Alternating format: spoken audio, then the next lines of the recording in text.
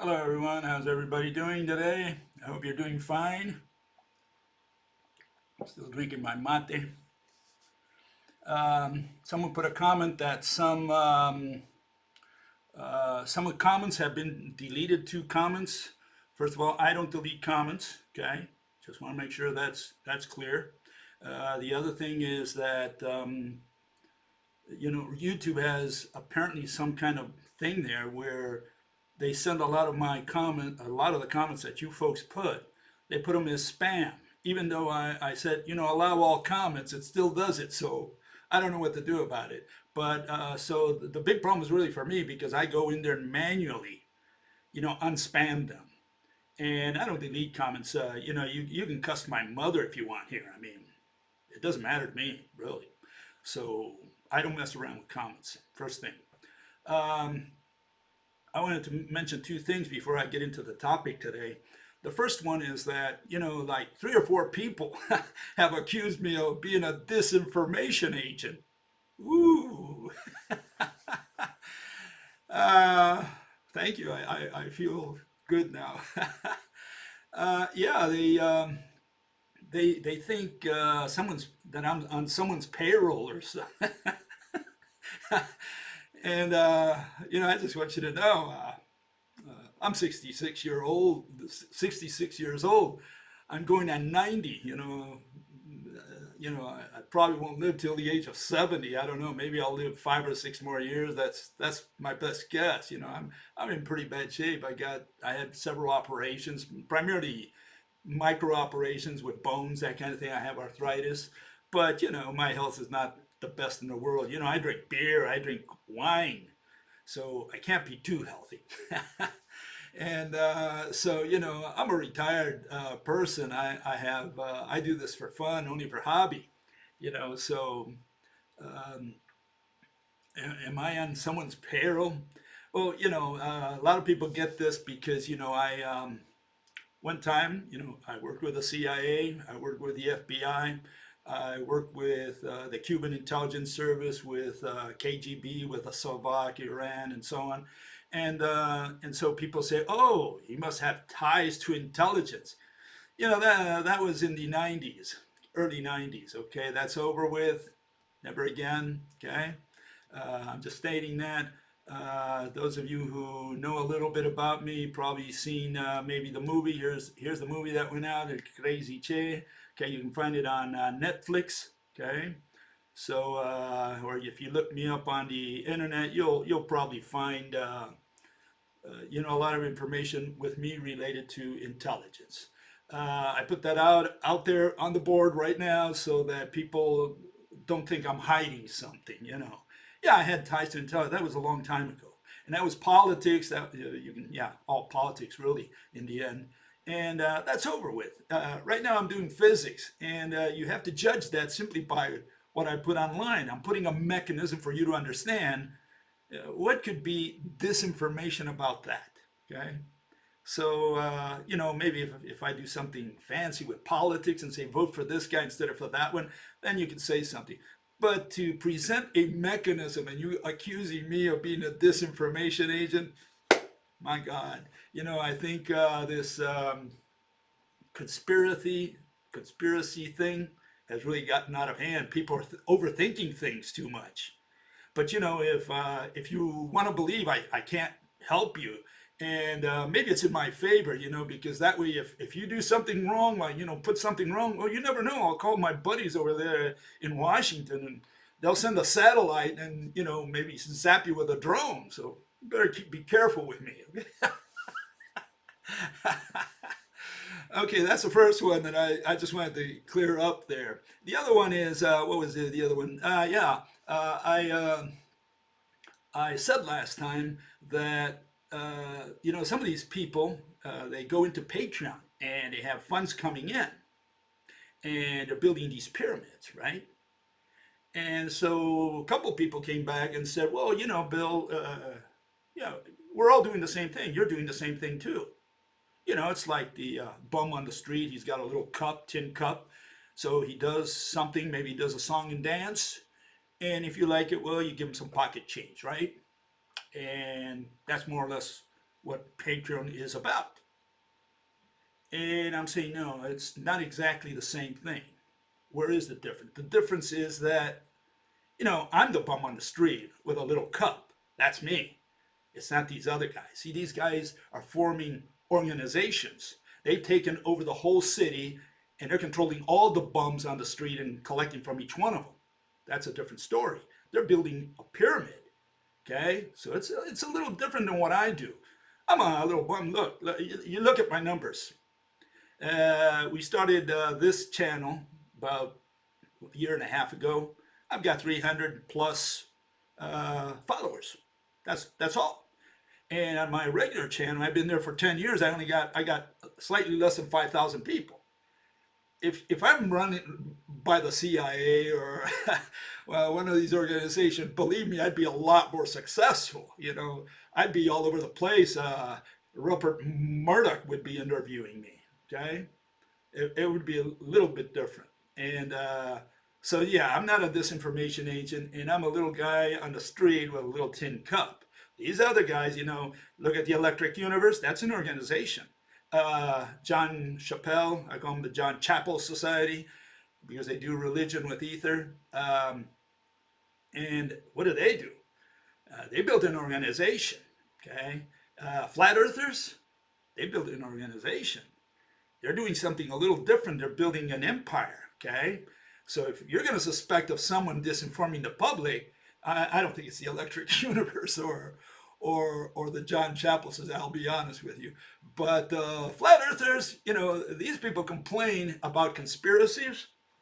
I think it's easier to believe that they're, set up by the government. It's easier to believe that. I mean, if we're going to talk about conspiracies, I'd rather believe that and not that, that the government's infiltrated them or doing something to them. Okay, so yeah, that's the context. Another thing I want to mention is someone clarified for me. In Argentina, they have this flat Earth society, but it's not called the Flat Earth. See, they have all these little splinter groups. They're called the planar or the plane Earth, the Plane Earth Society. Okay, Tierra Plana. And so, yeah, and so they say they don't have the same gravity, mechanism for gravity that that the flat Earth has. In fact, they say that they believe flat Earth is taken over by religious people, etc., and that they're really more a scientific group. Okay. Uh, yeah, yeah. I'm a disinfo agent, so just be aware. You better watch out for me. I'll call the boys over there in Washington and do some harm to you. So you better treat me nice, okay? Okay, so let's get on with it. Today I'm going to be talking about a gentleman. His name is, his moniker is Professor Dave. And I came across him because I was getting ready last time. I wanted to get some info out there to see what I could use. And I came across him and I mistook him originally for another fellow. So if I use the wrong moniker, don't blame me. There's a Dr. Dave, and we had a long discussion with Dr. Dave some years ago, and I thought it was the same Dr. Dave, and no, this is a different fellow. And he criticized the flat earthers, okay? And so I went in there and looked at it, and I think he did a pretty good job. Pretty good job, yeah. And I like some of the things Professor Dave said, okay? And I want to discuss a couple of them today because it attacks at least the official Flat Earth Society. Please don't hang me if you're not part of it. Maybe you're a flat earther from the other side of the flat Earth, from Antarctica. I don't know, but I'm going to focus it from the same point that he did, and that is the mainstream flat earthers. Okay, let's keep that in mind. That's the way we got to do it because we can't look at all the splinter groups and what each one thinks and believes and so on. It's just too much. I don't know how many flat Earth societies there are out there. Okay, I really don't. And yeah, I haven't investigated them fully. Maybe someone's got a different mechanism for gravity. In fact, they pointed out that the one in Argentina is done with density, and buoyancy. They're looking at Archimedes, okay? And so they claim that they don't have this, the one that I explained the other day about having all this dark energy or dark matter or whatever pushing the earth from below, okay? They have a different mechanism. Okay, fine. Um, I think it's irrelevant because flat is flat is flat. And the big problem, the starting point is they have to define the word flat. I need to know what they mean by flat. If flat is what I think it is, or the way I define it, because it's the really a scientific version, flat is not what even mathematical physics calls flat, which they think it's something that's level or that has a smooth surface. No, flat means zero thickness. That's what flat means. Okay, that's what it means in physics for the purposes of physics. So if you have zero thickness, I need to know either with that definition or even the formal definition of smooth surface, how are you going to put Mount Everest in there? How flat is flat? I mean, when you mean flat, is it like a pancake? How thick is it? Your pancake? We need to know, and we need a perfect, unambiguous definition of the word flat before you talk about the flat Earth. Okay, so that's my point. But let me go on with Doctor. See, I'm going to say Dr. Dave. What Professor Dave said about some of these guys. Okay, so these were some of his arguments. I'll just go through them real quickly because I want to get to the second half of today's presentation. And he said he essentially said that he had some valid questions for him. He analyzed their seasons and he analyzed their day and night, and he found inconsistencies there, something that was at least not clear to him. And I join him in his criticism there. Okay. We got to be straightforward with these things. Guy tells what it is, you got to accept it for what it is, and I think he did a good job there. Okay, that's my honest opinion. And by the way, you can look at his video. It's in my in the description of this video. Right at the bottom, you'll see the link to Professor Dave's site if you want to look at the video. He took like 45 minutes to analyze it. I think he did a pretty good job in general. Okay. Okay, my comments are a little darker there. Sun and moon, I think, everything is spherical out there running around Mars and everything. And the only thing in the universe that is flat is our Eden, our blue Eden. I mean, it's already counterintuitive. That's one issue. Sun and moon are the same size, or more or less the same size. It's breathtaking. 21st century, it's breathtaking, believe me. What causes the sun and the moon to orbit around the perimeter of the Earth? That's one question I've got. I mean, if we're going to go with the official version, the sun and the moon going around, I don't know if there's another theory out there, but I'm just going to go with that one. What pushes the Earth? I mean, these guys don't believe in gravity, okay? And even the density guys, the guys that say that's buoyancy, okay, fine. What moves the Earth and the sun around? I need to know what pushes against the skin of the sun and against the skin of the moon. I need to know that. You need to tell me what physical object is there. Okay, I need to see that. And I mean, if you're not going to use gravity, and in the case of the mainstreamers of Flatland, I need to see what physical object you're going to be moving this around with. I liked Dr. Professor Dave's analysis of throwing the ball on the truck. And I think it's a good point. He's saying, if you're on the ground throwing a ball to your friend back and forth, it's the same thing as if you were on the truck throwing back and forth the ball, because you're in a frame of reference, and you don't have to understand it in great detail and go into math and find out what a frame of reference is for the purpose of general relativity or anything like that. Just do it. Get on the ground, throw the ball to each other, and then get on the truck, and you'll see what a frame of reference is. It means that nothing changes because the truck is moving. You're moving with it, and so is the ball. Everything is with momentum.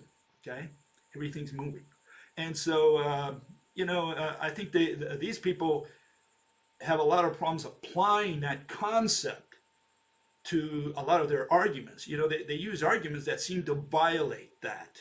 Okay, and again, I'm not going to go in detail on that, but go to Professor Dave's site, and his video, and he explains that in a little more detail. He's not the only guy. There's other people out there that do that, and you'll get an idea that there's some kind of problem with the flat earthers with respect to this notion of what it is to have, momentum.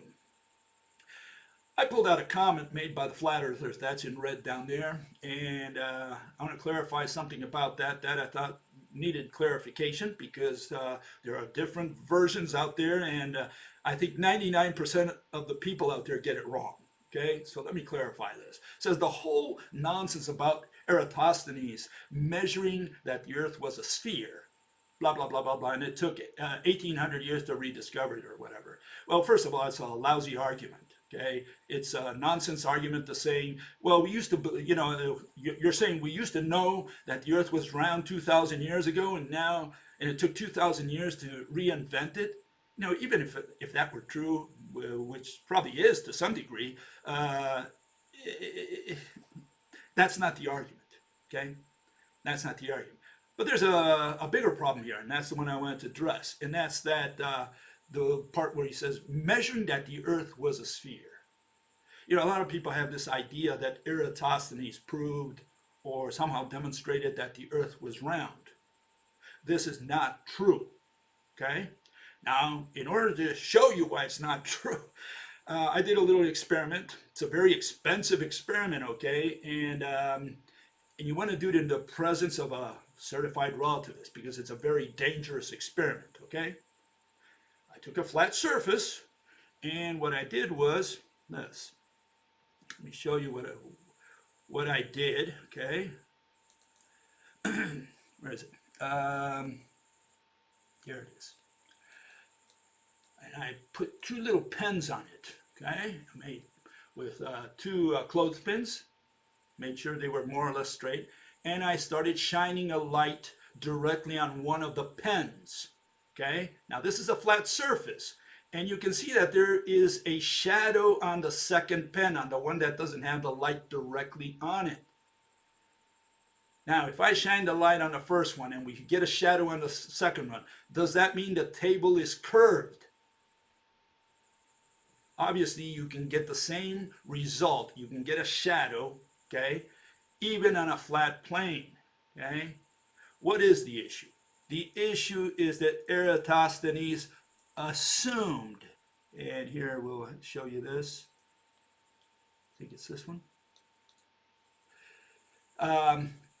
Eratosthenes assumed a spherical Earth and parallel rays from the sun. He did not prove it, he assumed it. Based on that assuming with a good hunch and good intuition, he said, if the Earth is curved, I can figure out the angle and figure out, first that what the curvature of the Earth is, which means he can figure out what the circumference is, and then he had more or less a good idea of how far away the sun is as well. He could get an approximation, a ballpark figure. Okay, but the important things that I'm trying to say here is he did not prove the Earth was round. It was an assumption. He had to assume also parallel rays. Okay, so let's keep those in mind. Most people get those two things wrong. Okay, they think that Eratosthenes proved it. Okay, these were a couple of the arguments that Professor Dave raised. And I'm going to show these. Okay, and he showed that you cannot have this flat Earth as the flat earthers proposed. Okay, and here, let's start here. He's saying, look, what these guys are saying that you have all these concentric circles, and in winter you're farther away from the North Pole, and in summer you're closer to it. Okay, so the question is that Professor Dave raises. He says, there is no indication that the sun either travels faster in one part of the year or that it is closer or farther away from the North Pole or any of that. So he's got a valid issue, I think, here, and I don't know how they're going to answer that. Okay, this is something that, again, it goes into what these people are saying. It says it takes less time on the outer, and inside it's faster, etc. So this is something he's right about. As far as I'm concerned, I don't know how they're going to explain this. The other thing is you got a contradiction there between the two models that they present. One they present for day and night, the other one for the season, and the maps that they put, they don't match. And so, I think these are corrections that those who work on flat Earth, at least they have something to work on if they want to answer those questions. Here's another one. This is the day and night one, okay? And the eclipse one. Here's the eclipse. Moon and sun are on the opposite sides. This is a third one. The sun is a certain distance from the Earth. So the question is, when we get higher on the in the atmosphere, like we go on a balloon or whatever, why does it get hotter? I mean, if the sun is that close to us. And here's the moon and sun on opposite sides. The way you have to explain the eclipse here, the moon has to go under the sun. Keep that in mind, because it's a flat Earth. We're looking up. The moon has to go under the sun, and then you have to show me what the trajectories of these two are. And this is the other one, the day and night. Light takes more time to go to the center than to go to the edges here. Okay. And so the issue is, how do you produce that straight line that divides day from night on the Earth?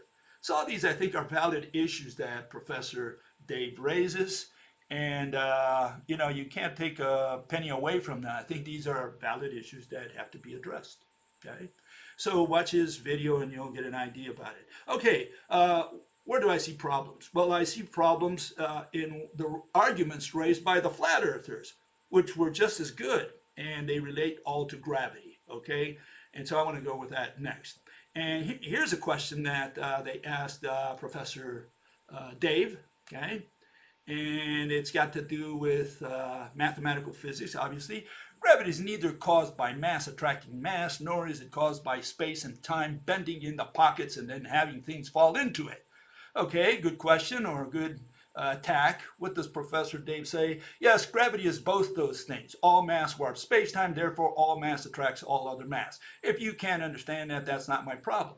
Well, really, no one can understand that, even Professor Dave. Okay, he's mixing mathematics with physics. Physics is one thing, mathematics is another. When he talks about mass, we got 100 kilograms weighing down space-time, whatever space-time is, okay? And then you have another scenario here where mass attracts mass. Well, mass cannot attract mass in physics. Maybe you can say that in mathematics, but you cannot say that 100 kilograms attracts 200 kilograms, not in physics. You can say that a cube attracts a sphere. You can say something like that. You can say that an elephant attracts an ant, but you cannot say 100 kilograms attracts 200 kilograms or weighs down space-time. So he used a statement of authority. He did not explain that. I mean, it would have been nice if he could explain the mechanism, okay? That's one issue. Here's another issue related to that, and that's that, mass has never been defined by science. Okay, today we have up to 7 definitions according to the Wikipedia of what mass is. In special relativity alone, we have 2 of them, 2 kinds of mass. We have a rest mass and the invariant mass and the relativistic mass, okay? And then Edwin Taylor and John Wheeler, especially John Wheeler, he's a very renowned guy. He died some time ago now.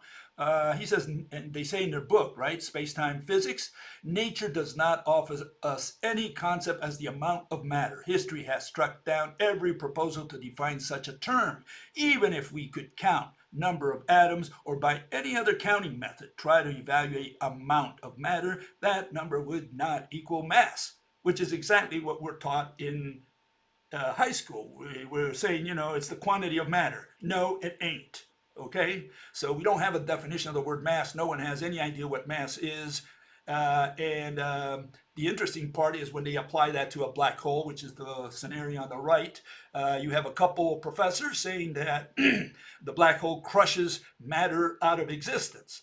So we have this, and by the way, who is it? Chandrasekhar's Nobel Prize, they gave him that for saying the same thing, by the way, okay? So this has a lot of authority behind it. That's the point. And here we have a circular argument because we have a black hole is made of mass, because what does a black hole have? Well, aside from charge and a couple of two properties that has, which not all black holes have, all black holes have mass. That's the official version.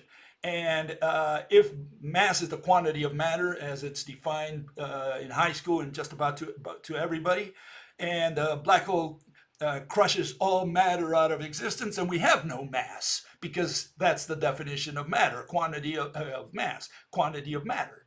So we have a problem where a black hole, we have a circular argument where a black hole crushes matter out of existence. Mass is the quantity of matter, and there is no matter in there. So what is a black hole? What do we have? Okay. So these are questions that these people need to address, and I'm talking about the establishment here.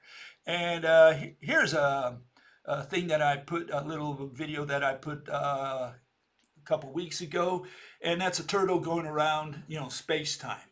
So what is it going around? Well, it's going around mass, a concept, and they build this fishnet to give you some pictorial representation of what they're talking about. And you're saying, hold it, we have a turtle going around two concepts. First, it's going around mass, which is a concept, an undefined concept, by the way. And then they turn this mass, they say, well, it weighs down space-time. Well, what is space-time? Well, space-time is this fishnet that they draw, okay? And they say, well, you're not supposed to take the analogy too literally. Well, so far, all I have is a turtle going around two concepts, because if the fishnet is a concept, it's space-time, which is a concept, mass is a concept. What is compelling the turtle physically to go around and around in circles? Okay, that's the issue. That's what they have to solve. And you can't escape that issue, because this is the situation here. Okay, and look at this real carefully.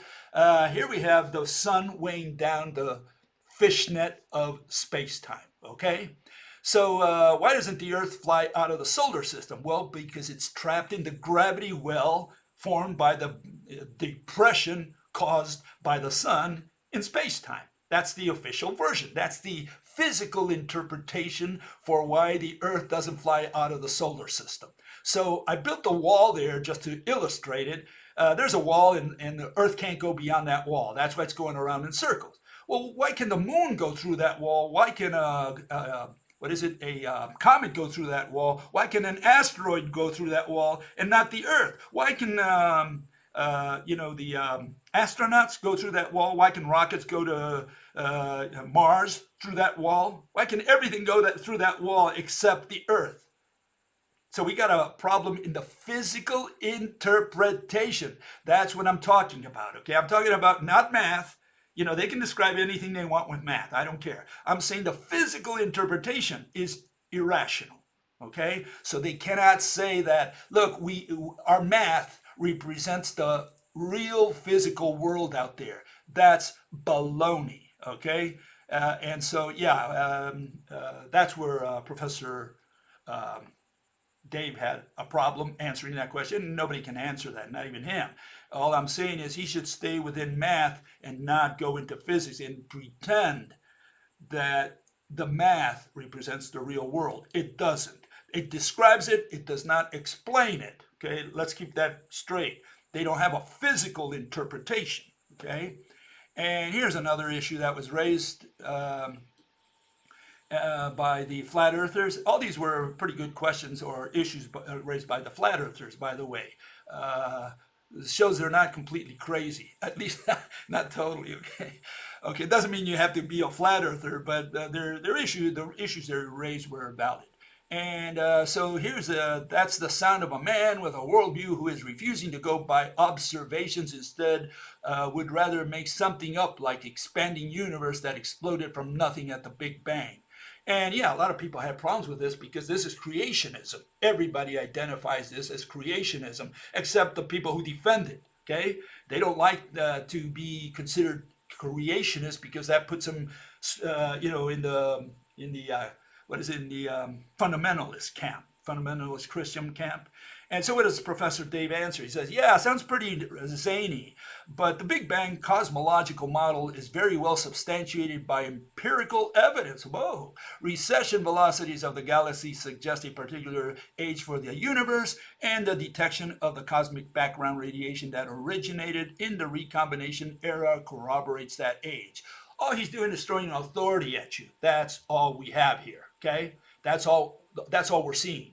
Uh, what they try to do in these instances. Let me tell you what the trick is. Okay, and this is important for you to understand about the Big Bang. The official version now, or the way it's drifting for the majority of these people, when they talk to the public, they say, "Yeah, the Big Bang. It started all from nothing. Time began." They give you all this rigmarole. Okay, but when you go in there and you start asking questions, they say, "Oh, hold it. The equations stop 1 gazillionth of a second right after the Big Bang, right after the singularity." See, we don't know what happened just that billions of seconds before that. The laws of physics break down at that point. That's the answer you get. You say, hold it. You're saying, we how did we deduce this? We rewound the movie backwards, right? We took the tape back to the beginning. So we said, look, all the galaxies are expanding. That's the official version. Under the rope model, that's not true, but we'll concede. So all the galaxies are running away from each other. We run the movie backwards, and everything got closer and closer together, and we get all the way to that point where we get to the singularity. But they don't stop at t equals 0. They go at t equals 1. They start at a positive value, and they say, what happened before that? Well, we don't know. Science doesn't reach that far. It's beyond the scientific method, because we have no way of proving that.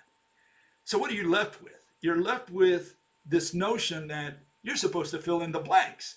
We're just going to take it to t plus 1.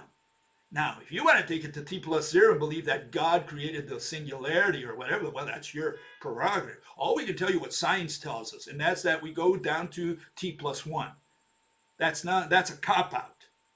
Because all they have to do is take the movie a little farther back, and it's a logical consequence that you're going to end up with 0.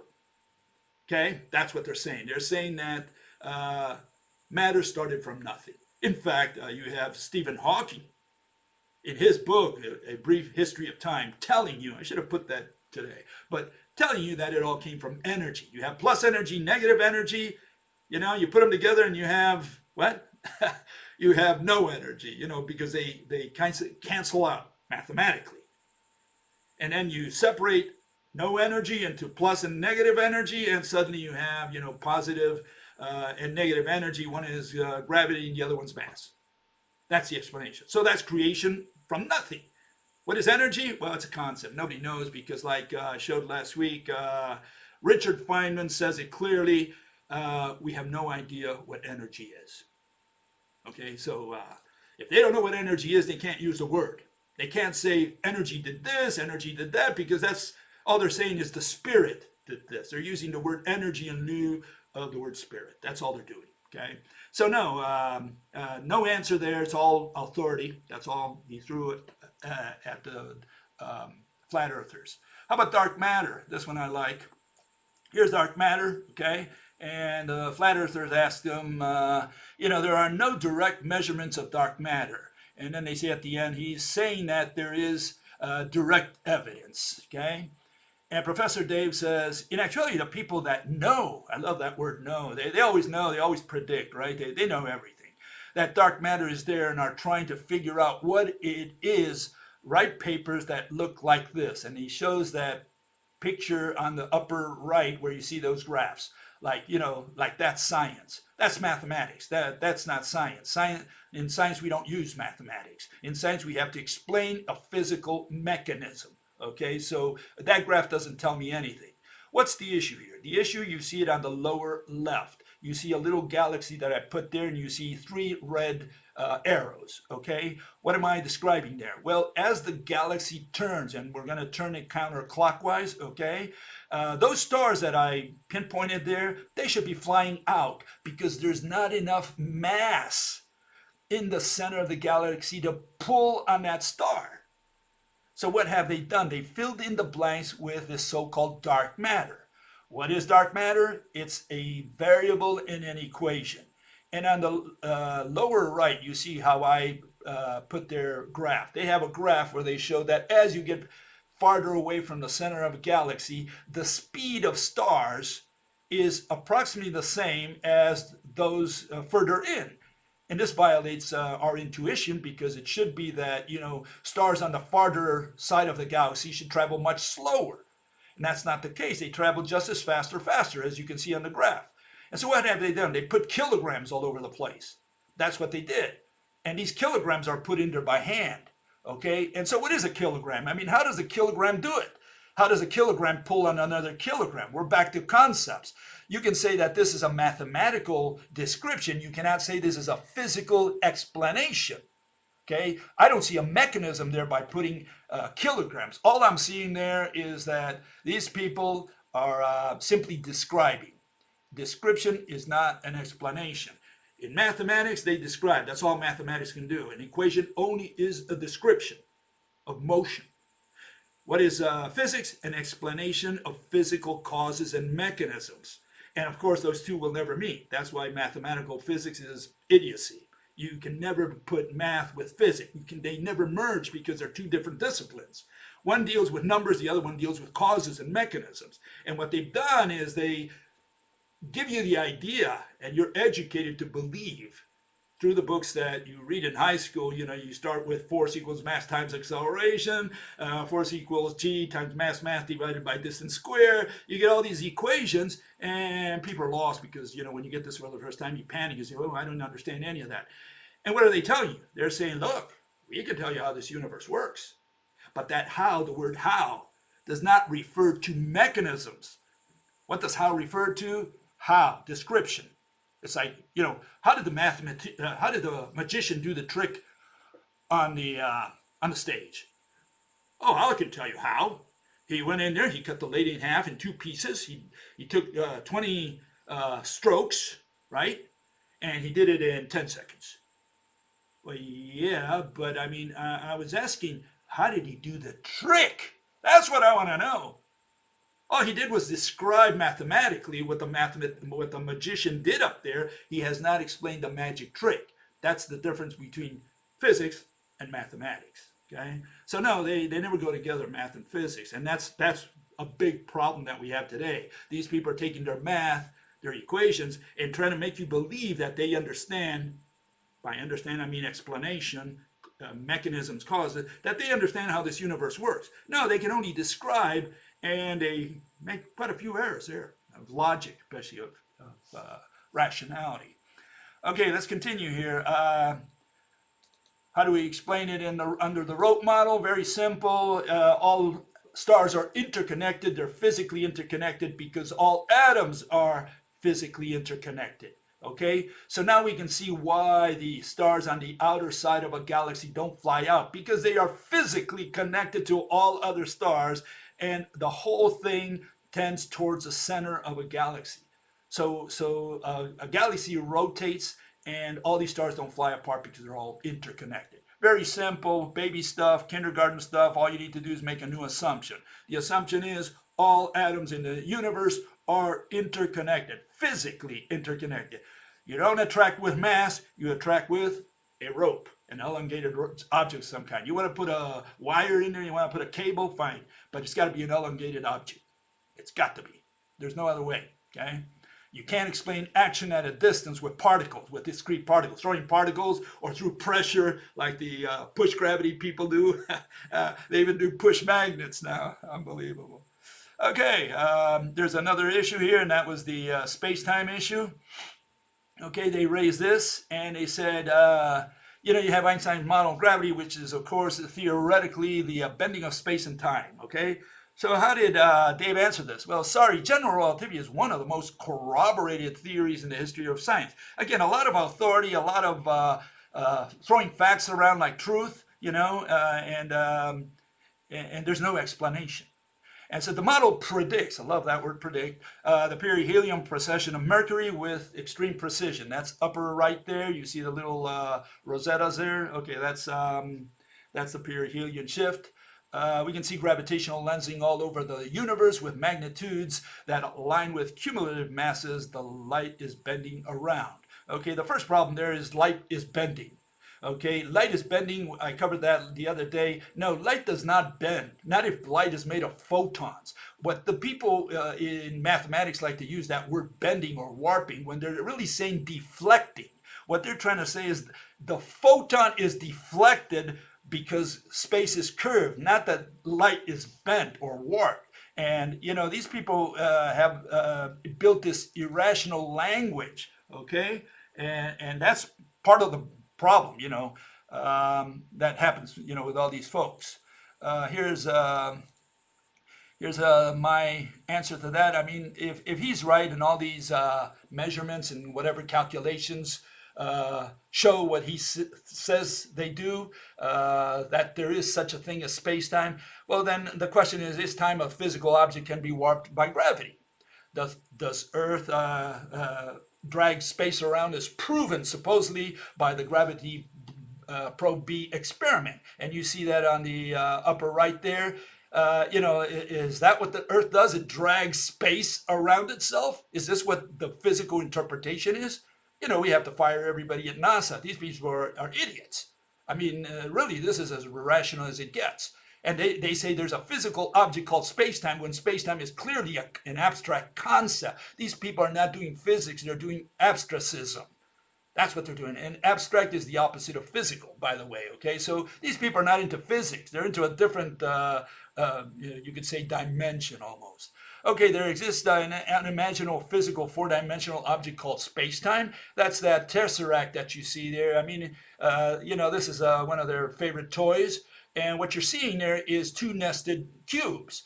But I drew in there the little red lines. I don't know if you can see those very well. I just colored them in. And what I'm showing there is that this thing they call the tesseract is really a movie. What you're looking at is not two nested cubes. What you're staring at is really a cube moving through time, okay, to use that language. And the cube is expanding to become the bigger cube. So those red lines are the trajectories of the edges or the corners of the little cube. What you're staring at is a picture of a movie. That's what a tesseract is, okay? Because otherwise, all you see is two nested cubes. That's three-dimensional, put on a two-dimensional platform. That's what you're seeing objectively, okay? Okay, and then we live inside a concept. We live inside space-time. Is that what it is? What is this? Space-time is simply a bunch of number lines that the mathematicians use to pinpoint a point within space-time. That's what it is. But to say that you live within this concept, mathematical concept, no, this is idiocy. Space-time has nothing to do with physics. And again, you got space-time serving as a wall that prevents the Earth from flying out. Okay, so that's another one that I don't know. They'll have to figure out how they're going to answer that one someday, because see, we have to explain, after all, we do have to explain why the Earth doesn't go flying out of the solar system. And they're going to go with this rigmarole where they have a circular argument. They say it's space-time, depression in space-time. We have the gravity well. Okay, I understand that. We're talking about a roulette, right? The little ball going around the roulette. It doesn't fly out. Why? Because there's a wall there, right? And it's a circular wall. Okay, we all understand that, the analogy, right? And you see, is that what the Earth is really rolling around space-time, around this concept? I mean, space-time is, you're not supposed to take the analogy literally. Okay, so then what does it go around? What was the analogy for if the analogy is not an analogy for, I mean, if I'm going to say, why doesn't the ball fly out of my bowl? I can use as an analogy the roulette and say, look, it's like the roulette, roulette goes around. Then it's a fair analogy. It's a straightforward analogy. But to say, look, space-time works like a roulette. You have this depression, you have the little ball going around. You're saying the Earth really has a wall there? No, you're not supposed to take it literally. So what have we learned? Again, that's the problem with space-time. It's a circular argument. You never get through with that. And just to finish off, we'll put some authority to help the people who are rational in this planet. And here we have authority from Leo Susskind. He's a Felix Bloch professor at theoretical physics, Stanford University, big title. And he says, you and I evolved in a world of 3 dimensions. We can't visualize more dimensions. I can visualize 3 dimensions in my head, but I use X, Y, and Z to describe them mathematically. Now I go to 4 dimensions or 5 dimensions. I can't visualize them anymore. I can't say, now close your eyes and view in your head 5 dimensions because I can't do it either. So we're stuck needing mathematics because evolution didn't equip us to be able to visualize quantum mechanics. It didn't equip us to visualize 11-dimensional space-time. Evolution did this to us. Now, isn't that a breathtaking answer, confession? And then you talk to a lot of these guys and say to people who are into who read the blogs and who read some of the papers, and of course they know. I mean, if relativity were wrong, GPS wouldn't work. This is the kind of answer you get. Okay, yeah, GPS doesn't prove that that you can bend time, which is what they're saying essentially, because they say time dilation. Well, what do you mean by time dilation? Well, it means that gravity can warp time, and then if you're at different heights and so on, so you have gravitational time dilation, you have kinetic time dilation. They put all these things in there, and you say, well, hold it. Are you saying that time is a physical object that you can bend? Are we stretching the second? Well, what are you saying? And so this is the issue. These people use a fancy language, and they try to get their points across with this weird language that they've invented. Okay, so finally, let me just put another one because I got to move on here. This is our dear friend Richard Feynman. He's a Nobel Prize winner of 1965. And he says, I think I can safely say that nobody understands quantum mechanics. Do not keep asking yourself if you can possibly avoid it, but how can it be like that? Nobody knows how it can be like that. The more you see how strangely nature behaves, the harder it is to make a model that explains how even the simplest phenomena actually work. So theoretical physics has given up on that. No one is researching physical interpretations. Nobody gives a damn about physical interpretation. So if you're expecting an answer, well, you got a long wait. You got to wait till the end of the century. Maybe the third millennium century. Okay, let's continue here. Where does this all take us? What is the problem? Why do we have all these weird explanations? You might wonder. And why do the flat earthers have this weird interpretation? I also had, a couple people point out that, I don't make sense either, in their opinion. And they challenged me. They said, look, I want to test your ropes. Okay? And so I needed to cover this subject today. And I'm going to extend a little bit today, but I'm going to cover it, okay? And it goes like this. Let's start with the flat earthers. There's a comment there, and not a comment, that's in their website, and it applies to everybody. It really applies to the Electric Universe, to mainstream. It applies to the John Chappell Society, all these people. Here it is, okay? And so this is not unique to the flat earthers, but I thought it was a good way to introduce the subject. It says the evidence for a flat earth is derived from many different facets of science and philosophy. The simplest is by relying on one's own senses to discern the true nature of the world around us. Senses telling you that we do not live on a spherical heliocentric world. This is using what's called as an empirical approach. What is the empirical approach? Empiricism. Knowledge comes only or primarily from sensory experience. Okay, that's what people have. A lot of people have that in their minds. Okay, alternatively, when using Descartes' method of Cartesian doubt, what is that?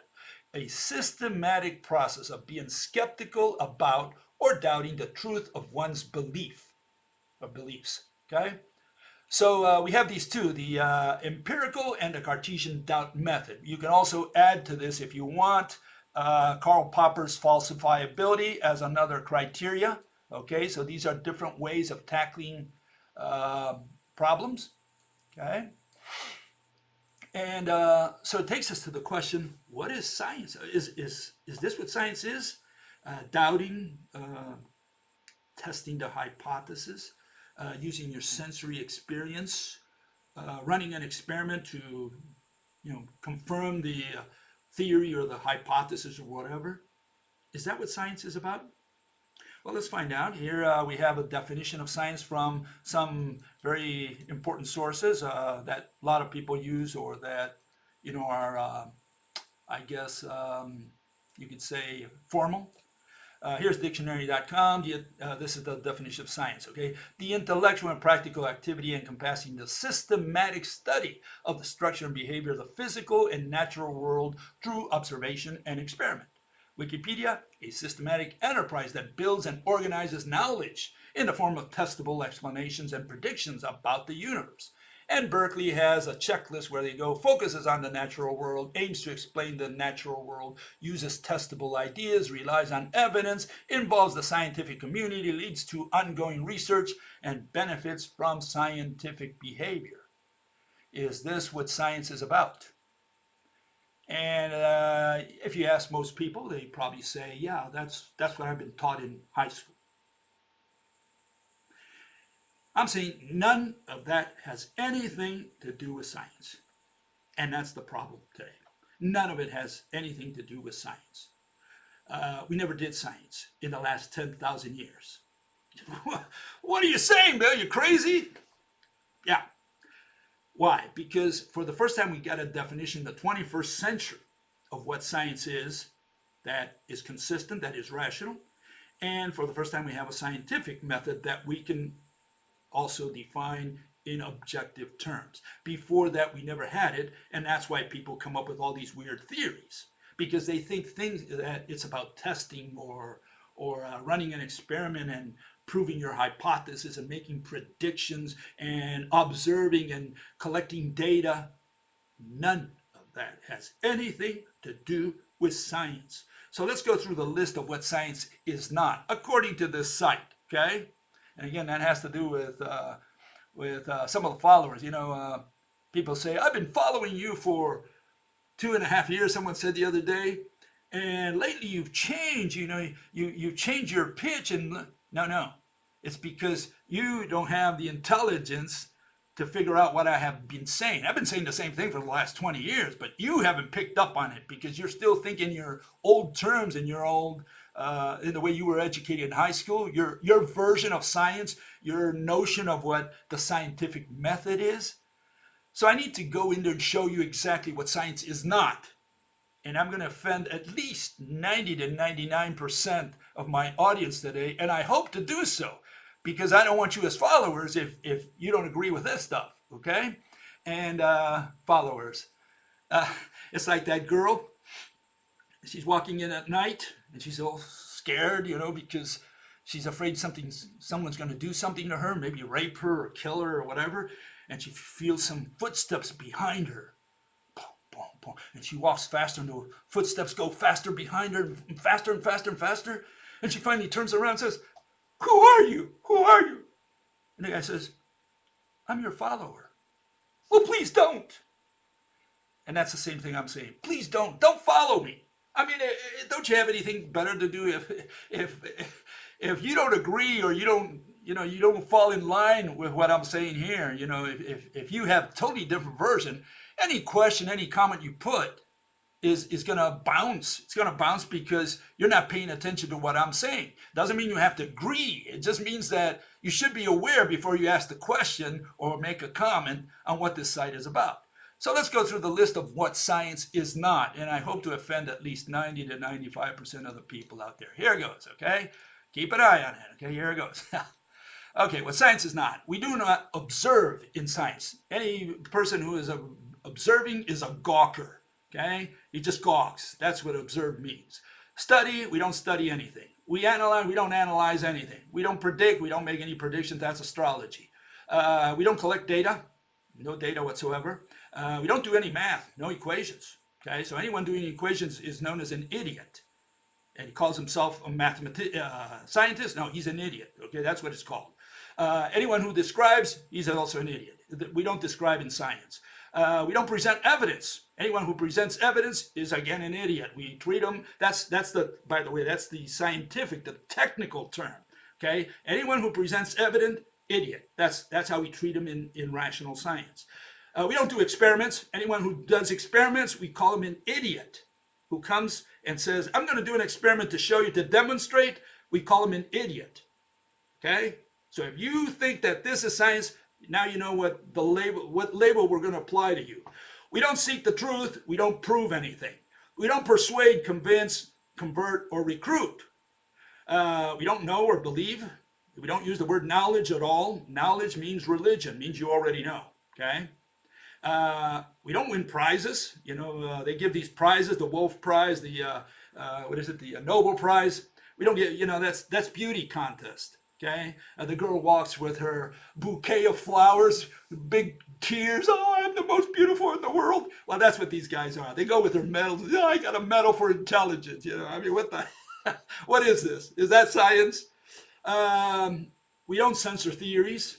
Okay, we accept all theories. I'll accept theories from the electric universe, from Eric Dollard, from I don't know, Ken Wheeler. I'll accept theories from it. I want to hear theories.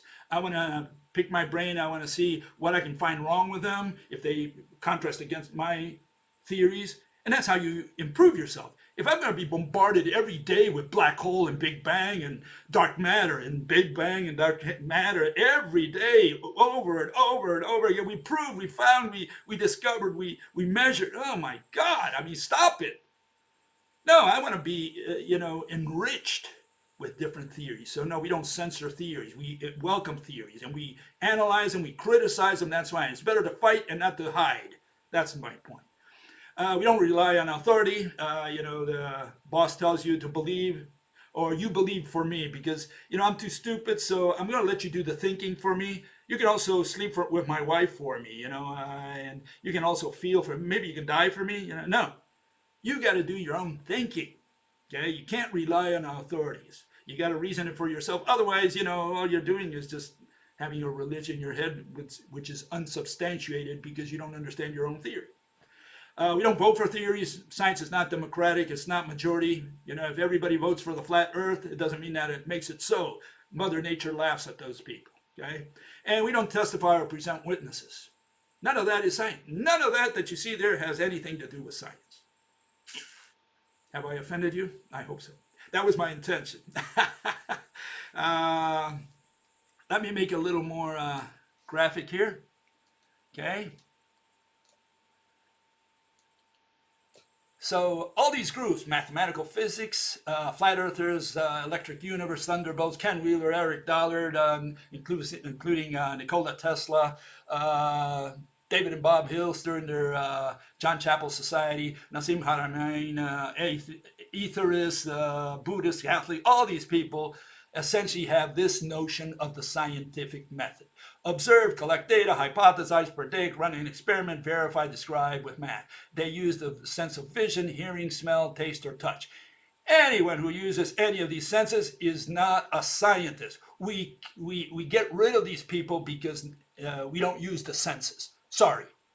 Okay, so anyone who uses these senses is, we call them an idiot. Okay? That's why we treat them as an idiot, and idiot is a term of art. It's a scientific term that says that you need help. That's what it means. Okay? So we got that straight. So what is science? Well, first of all, I got a little picture here. And that's this is the Bill Gates School of Science. For those of you who know Faulty Towers, we got John Cleese there with Manuel. And he says, please try to understand before one of us dies. And then he goes in there and beats his car with a little branch there. And we do the same thing. We beat these guys up. We teach with a baseball bat. That's the only way to get you out of your hypnotism. That's why we teach with a baseball bat. Because people just blab whatever they learned in high school or college. And they're not thinking. They're just repeating what, verbatim, robotically what they learned. Okay, by rote. Okay, so let's see if we can get to what science is. Is this the one? I think. Let's see if this is the one. Yeah. This is what we do in science. We explain. That's all we do in science. We explain. Now, you don't find explain on the left-hand side, and that's what we do in science. We only explain. What do we explain? We explain mechanisms, we explain causes. We explain them objectively and rationally, and once we finish with the explanation, science is over with. What continues is religion, belief. Whether you believe that what the guy presented, that's your business. It doesn't concern science. Science is only explanation. And people have a hard time understanding this because they all say, well, can you demonstrate this? Can you do an experiment? How can we prove? No, that's all on the left-hand side, in the side of idiocy. Okay? In science, we only explain rationally so that you understand what mechanism is being proposed. That's it. That's where science stops. And that's the only way to do science objectively. Okay? And so this is the big problem. The problem is that people are not explaining, and they're not explaining rationally. Why? Because they're moving concepts around. That's where the irrationality part comes in. They're moving plasma. They're moving waves.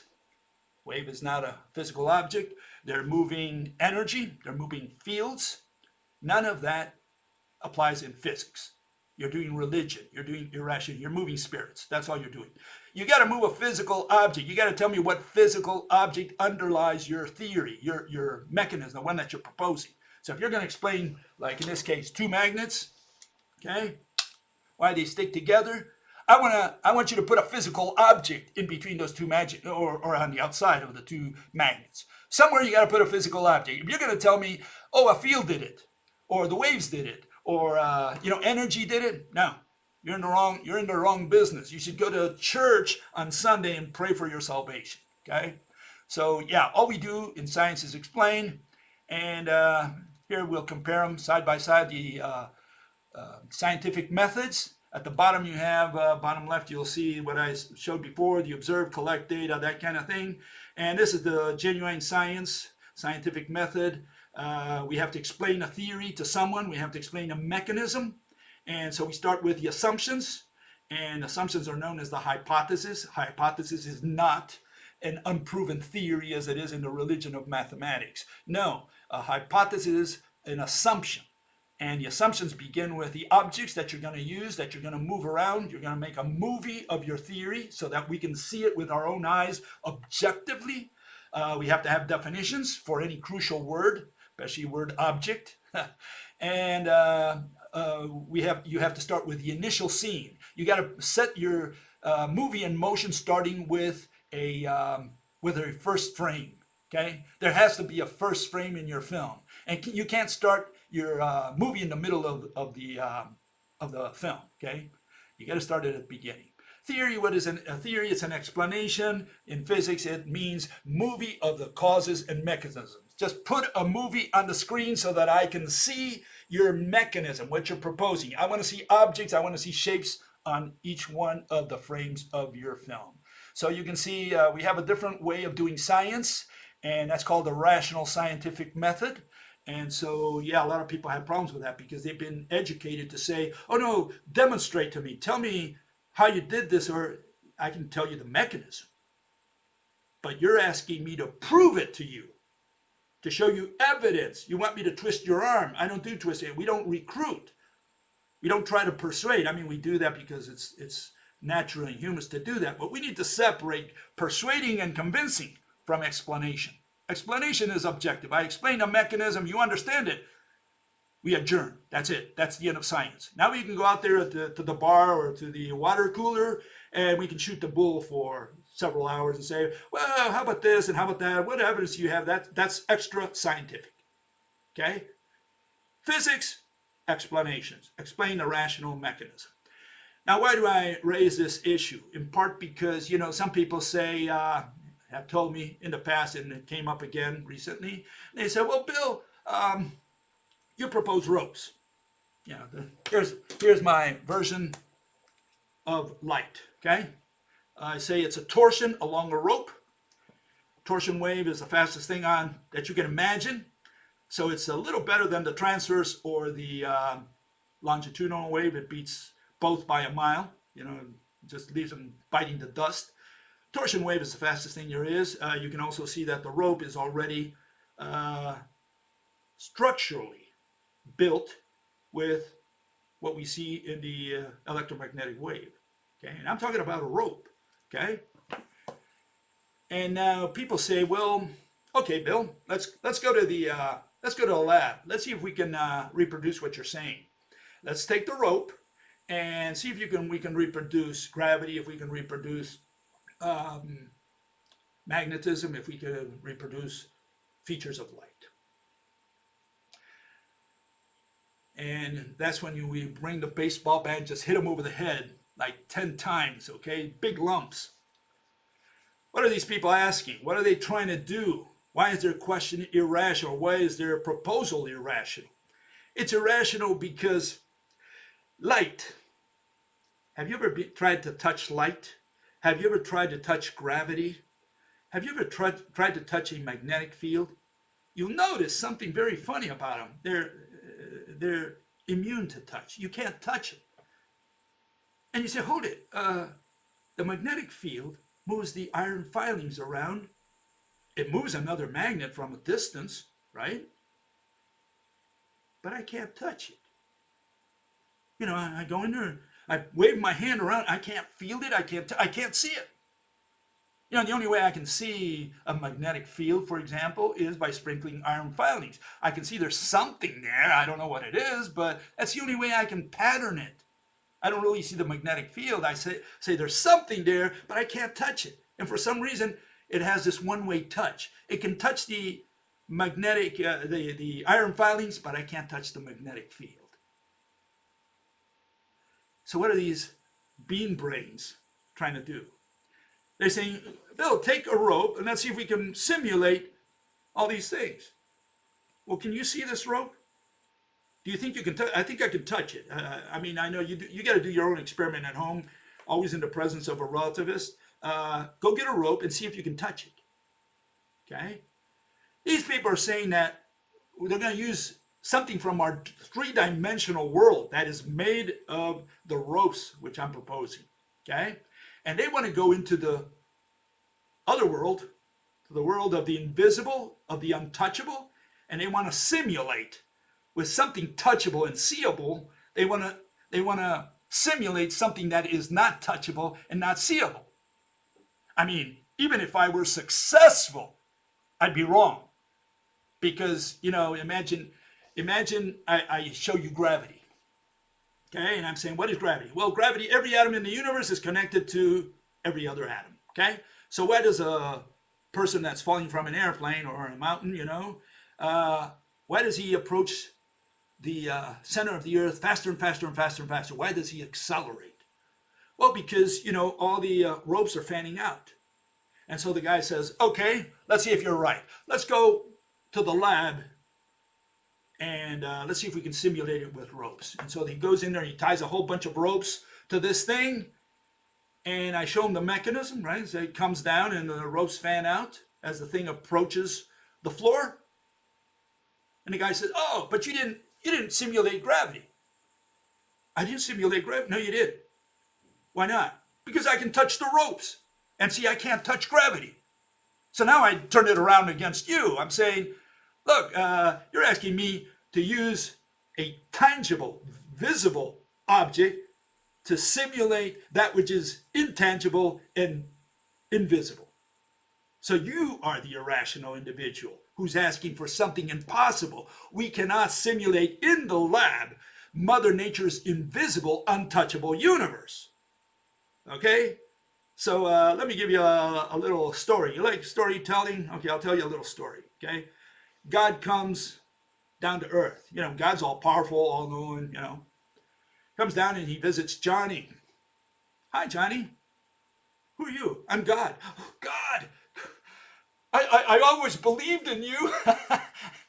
Well, there was a time that I think you had doubts, but we'll figure that when you get to the pearly gates, okay? Now, let me tell you why I came here. I came here because next couple days, I'm going to be sending an angel down here to see you, and he's going to talk to you, okay? Okay. And what is an angel? Well, an angel is, it's a man Okay, and he's got these white swan wings. Got a little plate on his head for holiness. That's what he's going to look like. Oh, okay. And is he going to ring my bell? I mean, should I let him in or what? Oh no, don't worry. Don't worry. Don't worry. Why? He's going to come through the wall. What? Yeah, he's going to come through the wall. The angel will just go through the wall and meet you in your bedroom. You're putting me on. You're messing with me. No, no, he's going to come through the wall. He's going to talk to you. Well, what's your problem? Well, can we go to my basement? What do you want to go to the basement for? Well, I want to simulate what you're telling me. I have a hard time believing it. I've got a dummy there, and I want to put some wings on it and a little plate on his head. I want to see if it goes through the wall. Johnny, the realm of heaven works a little different than the realm here on earth. Okay? Over there, angels can go through walls because it's a different world. And you cannot simulate the world of heaven with the terrestrial world to which you are used to. Okay? So the issue here is the following. These people say, go with the rope. I want to see how the ropes work. No, we don't go to the lab. What we do in science is we explain so that you understand the mechanism. Try to get that through your thick skulls. A mechanism. We're going to explain a mechanism. That's what we're trying to do. We're trying to understand how Mother Nature runs her shop. And obviously, if she's running it with invisible, intangible things, we cannot simulate that in the lab with three-dimensional things of this earth. But it never dawned on these bean brains. And so they say, well, where's the experiment? Demonstrate to me. And it's these people who don't know the scientific method who request these things because that's how they were brainwashed in high school and college. That's why. That's why we have to change. The scientific method is what's wrong, what's irrational today. We have to change the definition of science and what science is supposed to do, what physics is supposed to do, what the scientific method is. And I'm telling you, the scientific method is not about running experiments. It's not about demonstrating, proving, or convincing and recruiting me to persuade me to change my way of thinking. That's all religion. Science is what comes only at the conference. Before the conference, you can do anything you want. You want to do an experiment to convince yourself, to prove something to yourself, to see if you can get a better understanding, collect data, use the equations you want, do the experiment that you want. I don't care. Do whatever, stand on your head. Okay? Knock yourself out. When you come to the conference to do science, all we want is an explanation. We don't want any witnesses. We don't want to say you to say, I observed. I don't care if you observed and you gawked. You come to the conference, we want you to explain a mechanism. How do you explain a mechanism? You're going to put it on the screen with objects. We want to see a mechanism with our eyes. You can keep your mouth shut. We're just going to look at the mechanism. We're going to understand it just by watching your movie. Do we go out there later and try to simulate it in the lab? No. You can't simulate invisible, intangible workings of Mother Nature with physical objects of our terrestrial daily life. You got that? We will see you on Sunday, and hopefully we can continue with this line of thought. I had to skip over a lot of stuff, but hopefully you got the main point. We'll see you on Sunday. Bye-bye.